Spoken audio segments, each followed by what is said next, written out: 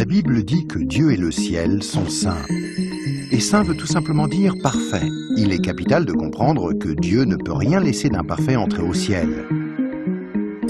Sinon, ce ne serait plus le ciel. La Bible dit aussi que nous avons tous un corps et une âme. À notre mort, notre corps est enterré ou incinéré. Mais notre âme, le vrai nous, vit pour toujours, soit au ciel, soit en enfer. Malheureusement, nous avons un problème, car la Bible dit que si nous avons enfreint une seule des lois de Dieu, par exemple, si nous avons menti une fois, triché une fois, détesté une fois, juste une fois, comme nous l'avons tous fait, soyons honnêtes, alors notre âme devient imparfaite et nous ne pouvons pas entrer au ciel. Connais-tu quelqu'un qui n'a jamais enfreint une seule des lois de Dieu? La réponse est évidemment non. Alors, voilà notre problème. Nous avons tous enfreint les lois de Dieu, c'est pourquoi nous avons tous une âme imparfaite. Ainsi, si à notre mort, notre âme peut aller soit au ciel, soit en enfer, mais que pour aller au ciel, nous devons avoir un casier judiciaire vierge, et aucun d'entre nous n'en avons un, alors cela signifie que nous allons tout droit en enfer. Cela peut sembler dur, et tu te demandes peut-être comment un Dieu plein d'amour a pu créer un lieu tel que l'enfer, et comment peut-il en plus y envoyer des gens? Alors pensons-y dans ce sens. Pense à quelqu'un que tu aimes vraiment. Maintenant, imagine que cette personne ait été assassinée. L'assassin est arrêté et plaide coupable. Mais tu es horrifié lorsque le juge dit « C'est très mal ce que vous avez fait. Mais parce que je suis un juge plein d'amour, je vais vous faire relâcher. » Tu serais très fâché, n'est-ce pas? Pourquoi? Parce que tu sais que lorsque quelqu'un enfreint la loi, il doit être puni. Sinon, il n'y a pas de justice. Donc l'enfer n'est pas une question d'amour, mais de justice. Examinons 3 questions pour comprendre pourquoi il y a ce lieu qui s'appelle l'enfer. As-tu déjà menti une fois dans ta vie? La réponse est sûrement oui, même si ce n'est qu'un petit mensonge. Si tu as menti une seule fois, alors tu es coupable de mensonge. As-tu déjà pris quelque chose qui ne t'appartient pas? Par exemple, es-tu déjà arrivé en retard au travail ou es-tu déjà parti trop tôt en étant quand même payé? As-tu déjà utilisé le téléphone du patron ou la photocopieuse sans demander la permission ou ramené un stylo du bureau à la maison? Tout ceci, bien sûr, est du vol. La plupart des gens ont pris quelque chose qui ne leur appartient pas, ce qui les rend coupables de vol. Penses-tu que Dieu va laisser un groupe de voleurs menteurs comme nous aller au ciel? C'est peu probable, car s'il le faisait, il serait comme le juge injuste qui n'a pas condamné l'assassin de la personne que tu aimais. Il n'y a pas 36 solutions. Mais beaucoup diront « Attends un peu, je suis quelqu'un de bien ». Et il y a une grande différence entre le mensonge, le vol et le meurtre. Or, je n'ai jamais tué personne. Mais ce qui est intéressant, c'est la façon dont Jésus a redéfini le mot meurtre. Il a dit « Si vous avez détesté quelqu'un dans votre cœur, vous l'avez tué dans votre cœur ». Alors, voici la dernière question. As-tu déjà détesté quelqu'un? La vérité, c'est que la plupart des gens ont déjà ressenti de la colère ou de la haine vis-à-vis des autres. Ce qui, selon Dieu, nous rend coupables de meurtre. Voilà la mauvaise nouvelle. Afin qu'il y ait une justice, il faut qu'il y ait un endroit comme l'enfer. Mais voici la bonne nouvelle. Et c'est là que Jésus entre en jeu. Ce qui distingue Jésus du reste du monde, c'est qu'il est parfait. Contrairement à nous, il n'a enfreint aucune des lois de Dieu. C'est pourquoi il a un casier judiciaire vierge, une âme parfaite. Imagine la scène avant que Jésus ne vienne sur terre, il y a 2000 ans. Jésus a regardé dans l'avenir et t'a vu ici aujourd'hui. Il s'est tourné vers Dieu, son Père, et lui a demandé « Père, j'aime les gens de ce monde et je ne veux pas qu'ils aillent en enfer pour avoir enfreint tes lois. Existe-t-il un moyen pour qu'ils soient pardonnés ?» Dieu le Père a regardé son Fils et a dit « Jésus, il n'y a qu'un moyen. Tu devras aller sur terre, devenir un être humain et vivre une vie parfaite. Puis tu mourras d'une mort cruelle sur une croix pour prendre la punition que les gens du monde méritent pour avoir enfreint mes lois.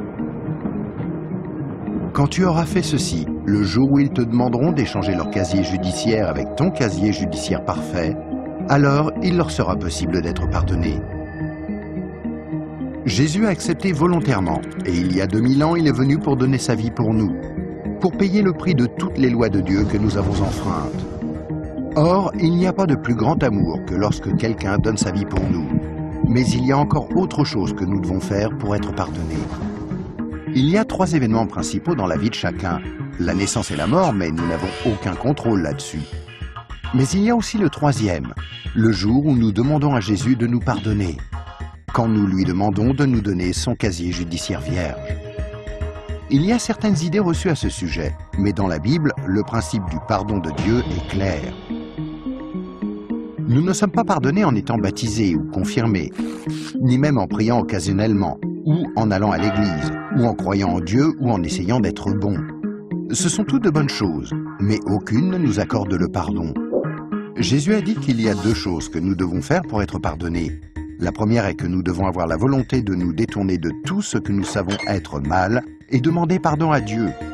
Remarquez le mot « volonté ».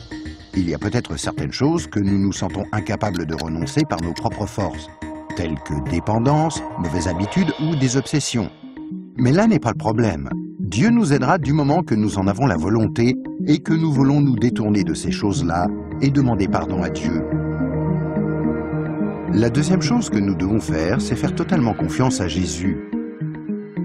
Si Dieu t'a créé, ainsi que l'univers tout entier, ne penses-tu pas qu'il mérite d'être la personne au centre de ta vie? Faire totalement confiance, c'est reconnaître que Jésus est ton sauveur et accepter de le suivre.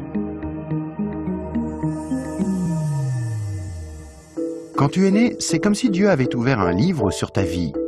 Maintenant, garde en tête que Dieu voit tout ce que tu fais. Il connaît chaque attitude, chaque pensée, chaque motif et chaque action. À chaque fois que nous brisons juste une des lois de Dieu, c'est écrit dans ce livre. Tu imagines bien qu'à la fin de nos vies, il y a toute une bibliothèque de livres contre nous. Mais quand tu te tournes vers Jésus et que tu lui fais confiance, il se passe quelque chose d'incroyable. C'est comme si Jésus prenait ton livre et se tenait en haut d'une falaise et déchirait toutes les pages. Le casier judiciaire entier de tout ce que tu as fait de mal et les jeter dans la mer la plus profonde. Il promet de ne plus jamais se rappeler de toutes ces choses. Jésus prend ensuite une copie de son casier judiciaire vierge que tu lui as demandé de te donner et il la glisse entre les 2 couvertures du livre où ton nom est inscrit. Ce nouveau livre est gardé précieusement au ciel. Le miracle est que l'on ne touche plus à ton livre à partir du moment où tu demandes à Jésus de te pardonner et jusqu'à ta mort. Même si tu fais des erreurs et brises encore les lois de Dieu. Devenir un chrétien ne te rend pas parfait sur le coup, et tu ne peux pas non plus dire une prière rapide et ensuite retourner à ton ancienne manière de vivre. Rappelle-toi, Dieu t'a pardonné pour toujours quand tu lui as demandé le casier judiciaire vierge de Jésus. Tout ce qu'il demande, c'est que tu lui soumettes tout et le laisses te purifier jour après jour. Quand tu mourras, tu passeras en jugement devant Dieu. Il ordonnera à ses anges d'aller chercher ton livre.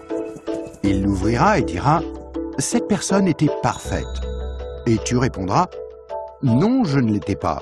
J'ai enfreint tes lois. Est-ce que je ne mérite pas d'aller en enfer ?» Et Jésus te dira « Selon la justice, tu mérites d'aller en enfer. Tu as enfreint mes lois, et certaines, de nombreuses fois. Mais, mon enfant, tu as mon casier judiciaire vierge. Celui que je t'ai donné quand tu t'es tourné vers moi et que tu m'as fait confiance, et je t'ai pardonné. Bienvenue au ciel. » C'est pourquoi Jésus est si merveilleux.